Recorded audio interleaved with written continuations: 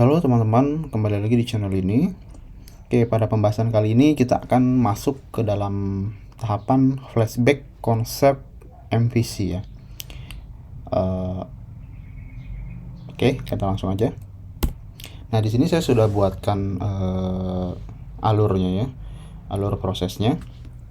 Jadi di sini terbagi menjadi 3, yaitu controller sebagai logic atau bisnis proses. Kemudian sini ada model sebagai data ya. Kemudian sini ada view atau output atau UI UX-nya nanti. Nah, jadi apa sih si controller ini? Ya, jadi dia tuh untuk mengendalikan ya sebuah data, di mana data itu yang akan ditampilkan dalam view ya. Nah, kemudian di sini ada model. Nah, model ini dia tuh penghubung koneksi database. Jadi contohnya kayak misalkan mau ngebuat data, cari data atau ngolah data gitu kan, insert, update, delete dan lain-lain. Nah, kemudian sini view-nya itu output-nya, ya berarti dia menampilkan data nih, data yang sesuai dengan kebutuhan user atau pengguna. Nah, di sini ada saya nomorin ya. Nah, kita lihat nomor 1. Nomor 1 itu, nah dari view ini si klien request nih sebuah data ke controller. Nah, anggaplah kita akan request sebuah data user ya, sebuah data user atas nama Asep. Nah, jadi nanti dari view ini dia akan ngelempar nih, dia akan berkomunikasi dengan controllernya. Jadi, hey, saya minta data user atas nama Asep, tolong cariin dong. Nah, kurang lebih seperti itu ya. Nah, baru nanti dari si controller ini dia akan komunikasikan lagi nih ke si model. Nah, di sini udah ada dua komunikasi ya, view dan controller, controller dan model. Nah, kemudian di sini nomor 2, request dari klien tersebut yang atas nama Asep itu, dia akan terus ini ke model. Nah, di sini itu ya model penghubung kan ya. Jadi dia bakalan disuruh nyari nih sama si controller ini. Hey model, tolong cariin dong. Nih si klien butuh user atas nama Asep. Cariin ada nggak di tempat lu? Kurang lebih seperti itu ya. Nah, baru dia akan proses sih si model data ini. Dia akan nyari, ketemu nggak nih?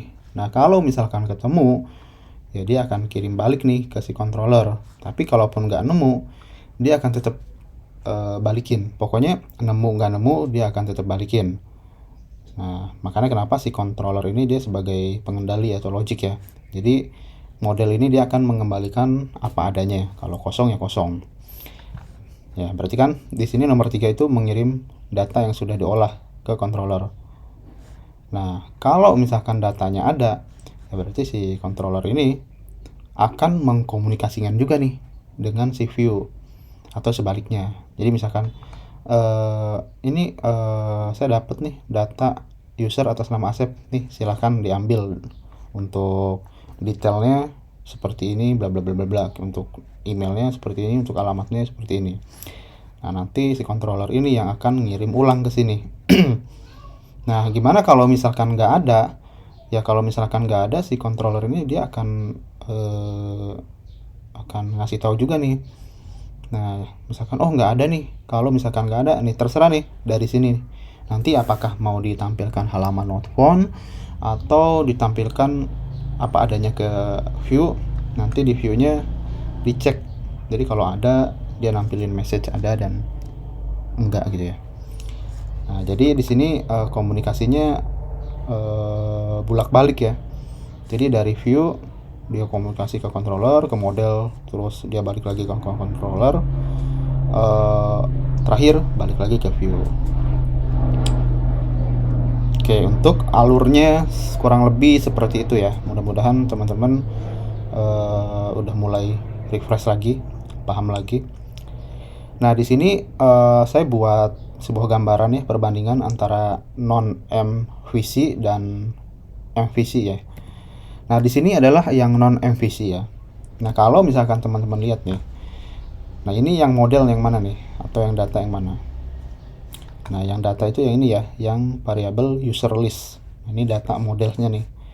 Nah, kemudian untuk di controllernya atau buat logiknya nanti yaitu yang di for each ini nih ya. Nah setelah itu, nah ini untuk kliennya nih, dari yang table tag table ini sampai tag tutup table, itu bagian klien atau outputnya. Jadi kan dia butuh data user list nih. Oke, tapi kalau misalkan kita perhatiin, kayaknya kode seperti ini tuh kurang reusable gitu ya. Ini bakalan susah untuk di maintain ke depannya ya, karena ini model logic kemudian output dalam satu tampilan ya. Ini istilahnya nggak jauh beda dengan PHP native gitu kan, yang tanpa arsitektur MVC. Oke, jadi baiknya gimana sih untuk kasus ini? Ya baiknya kita pisahkan nih antara model, logic atau controllernya dengan si outputnya. Nah jadinya seperti ini ya. Jadi view-nya ya udah dia dari table sampai tag tutup table lagi. Nah kemudian sini ada controllernya ya, kita bikin nih user controller seperti ini. Nah setelah itu ya modelnya juga dia bikin sendiri. Nah tapi kan permasalahannya, kalau tadi kan kita mendefinisikan variabel user list di atasnya kan, jadi variabel user list yang ada di view ini dia udah kedaftar. Tapi kalau misalkan kayak gini, nah ini masih abu-abu nih, masih belum tahu nih, kalau misalkan nggak didefinisikan ya dia bakalan undefined variable. Nah makanya di sini di returnnya si controller dia ngeparsing sebuah parameter ya, variabel user list nih ke dalam view. Jadi ketika di running ini nggak error. Oke, jadi seperti itu ya contohnya ya. Mudah-mudahan bisa dimengerti, karena ini akan terpakai ya di video-video sesi lanjutannya.